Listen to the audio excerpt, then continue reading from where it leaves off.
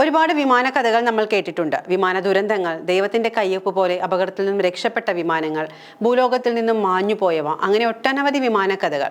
എന്നാൽ ചരിത്രത്തിൽ പ്രേത വിമാനം എന്ന ദുഃഖകരമായി അടയാളപ്പെടുത്തിയ ഒരു വിമാനമുണ്ട്. 2005 ഓഗസ്റ്റ് 14 സൈപ്രസിൽ നിന്ന് ഏതൻസിലേക്ക് പുറപ്പെട്ട ബോയിങ് 737 വിമാനം 2005 ഓഗസ്റ്റ് 14 ഒരു പ്രഭാതത്തിൽ സൈപ്രസിലെ ലാനാർക്ക അന്താരാഷ്ട്ര വിമാനത്താവളത്തിൽ നിന്ന് ഏതൻസിലേക്ക് ടേക്ക് ഓഫ് ചെയ്തയുടൻ തന്നെ വിമാനത്തിലെ ഒരു ജീവനക്കാരൻ ഒഴികെ എല്ലാവരും ബോധരഹിതരായി.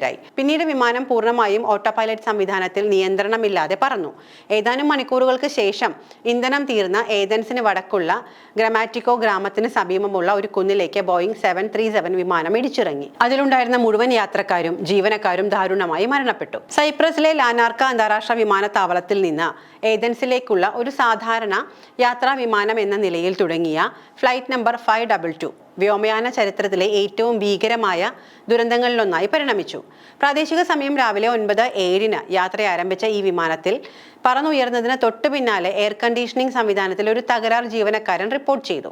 എന്നാൽ വാസ്തവത്തിൽ അതിലും ഗുരുതരമായ മറ്റൊരു പ്രശ്നമായിരുന്നു വിമാനത്തെ കാത്തിരുന്നത്. വിമാനത്തിന്റെ പ്രീ ഫ്ലൈറ്റ് പരിശോധനയുടെ സമയത്ത് ക്യാബിൻ പ്രഷറൈസേഷൻ സിസ്റ്റം മാനുവൽ മോഡിൽ വെച്ചിരിക്കുകയായിരുന്നു.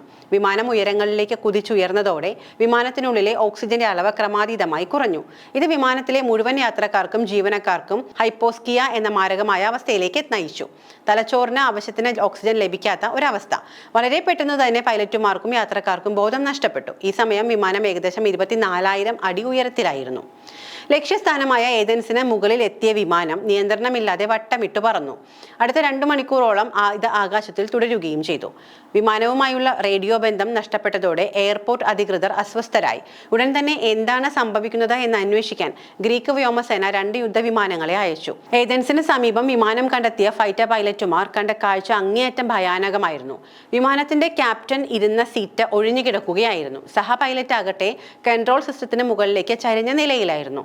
ഓക്സിജൻ മാസ്കുകൾ സീലിംഗിൽ നിന്ന് വിചിത്രമായ രീതിയിൽ തൂങ്ങിക്കിടക്കുന്നു. ആദ്യം ഇതൊരു ഭീകരാക്രമണമാണ് എന്നാണ് അവർ സംശയിച്ചത്. എന്നാൽ വിമാനത്തിനുള്ളിൽ ഒരാൾ മാത്രം ചലിക്കുന്നതായി അവർ കണ്ടു. അത് ഫ്ലൈറ്റ് അറ്റൻഡർ ആയിരുന്ന ആൻഡ്രിയാസ് പ്രൊഡോമോ ആയിരുന്നു. പോർട്ടബിൾ ഓക്സിജൻ സിലിണ്ടർ ഉപയോഗിച്ചതിനാൽ അദ്ദേഹത്തിന് ഭാഗികമായി ബോധം വീണ്ടും കിട്ടിയിരുന്നു. വിമാനം പറത്താൻ അദ്ദേഹത്തിന് ഔദ്യോഗിക പരിശീലനം ലഭിച്ചിരുന്നില്ലെങ്കിലും അവസാനം ധീരമായ ശ്രമമെന്ന നിലയിൽ അദ്ദേഹം കോക്പിറ്റിൽ പ്രവേശിച്ച വിമാനത്തിന്റെ നിയന്ത്രണം ഏറ്റെടുക്കാൻ ശ്രമിച്ചു. എന്നാൽ നിർഭാഗ്യവശാൽ സമയം വൈകിപ്പോയിരുന്നു. എങ്ങനെയോ ജനവാസ മേഖലയിലേക്ക് പതിക്കാതെ അദ്ദേഹം വിമാനത്തെ ഏതൻസ് നഗരത്തിൽ നിന്ന് മാറ്റി. ഏകദേശം 3 മണിക്കൂറോളം ആകാശത്തിൽ പറന്നതിന് ശേഷം ഉച്ചയ്ക്ക് 12:04 ഇന്ധനം പൂർണ്ണമായും തീർന്ന ഫ്ലൈറ്റ് 522 ഏതൻസിന് വടക്കുള്ള ഗ്രമാറ്റിക്കോ ഗ്രാമത്തിന് സമീപമുള്ള ഒരു കുന്നിലേക്ക് ഇടിച്ചിറങ്ങി.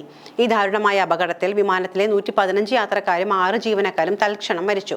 Greek air accident investigation and aviation safety board നടത്തിയ ഔദ്യോഗിക അന്വേഷണത്തിൽ ഈ ദുരന്തത്തിന് കാരണം മനുഷ്യന്റെ പിഴവും സാങ്കേതിക തകരാറും ഒരുമിച്ചുണ്ടായതിന്റെ ഫലമാണ് എന്ന് കണ്ടെത്തി. വിമാനത്തിന്റെ പ്രഷറൈസേഷൻ സിസ്റ്റം മുൻപ് നടന്ന മെയിൻ്റനൻസ് പരിശോധനയ്ക്ക് ശേഷം മാനുവൽ മോഡിൽ തന്നെ തുടരുകയായിരുന്നു. ടേക്ക് ഓഫ് ചെയ്യുന്നതിന് മുൻപ് ഇത് ശ്രദ്ധിക്കുകയും ശരിയാക്കുകയും ചെയ്യുന്നതിൽ ജീവനക്കാർക്ക് ഗുരുതരമായ വീഴ്ച സംഭവിച്ചു.